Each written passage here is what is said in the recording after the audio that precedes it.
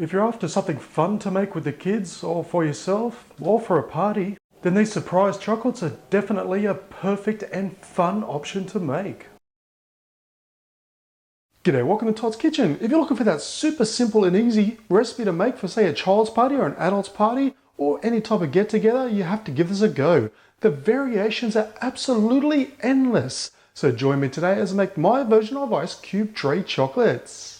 Now we're just going to start this off with some basic chocolate. Now I'm going to use dark chocolate, but you can use milk chocolate, cooking chocolate, white chocolate. Honestly, it's completely up to your taste and as well as the season. For example, during Christmas, you might want to use white chocolate. So just choose any chocolate that you like, preferably cooking chocolate, simply because it just stays outside of the fridge a lot easier. But if you're going to use normal chocolate, like milk chocolate for example, just keep it in the fridge until it's ready to serve. So I'm going to place this into the microwave for 30 seconds at a time, giving it a good stir each time until it's completely melted. Okay, so I've melted our chocolate. Now it's not too hot.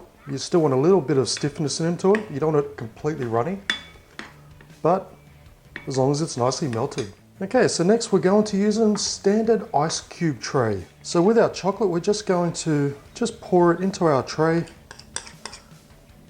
just so we can cover up the inside of the holes. But we don't want to fill the holes with chocolate, obviously, because that's where our other ingredients are going to go. We just want to coat the outer or inside edges of our tray.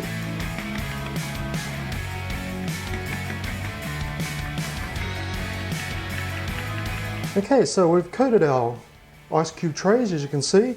Now we're going to place this into the fridge for about 10 minutes or so, just to set. And then we're going to do a second coating on the inside. Because right now the edges are a bit too thin, so when you take them out, they're just going to break. So place it in the fridge and we'll do a second coating. Okay, so I've just taken it out of the fridge and it's completely set. And I've also just melted some more chocolate.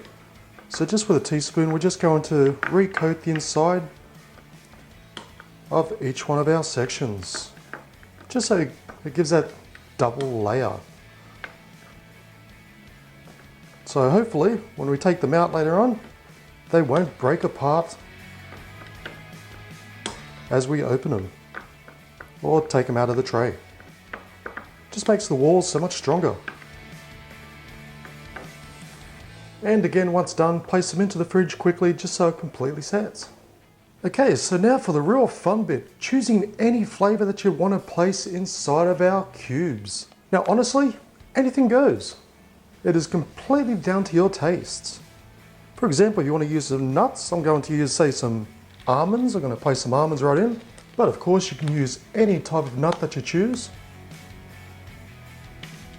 So fill it about 3/4 of the way up. Now something different, I'm just going to add some craisins to one. You can use dried strawberries if you like, sultanas. Honestly, anything goes. It's completely up to you. Now everyone's favorite, marshmallows. Now these are just mini marshmallows, or you can melt some marshmallows and place in there. Now one of my personal favorites, some liquid caramel. So you can choose any flavor that you like.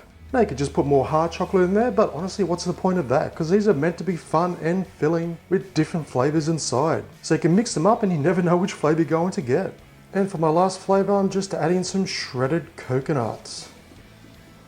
Okay, so I've just melted some more chocolate. So it's just a simple matter of pouring it on top and sealing up our cubes.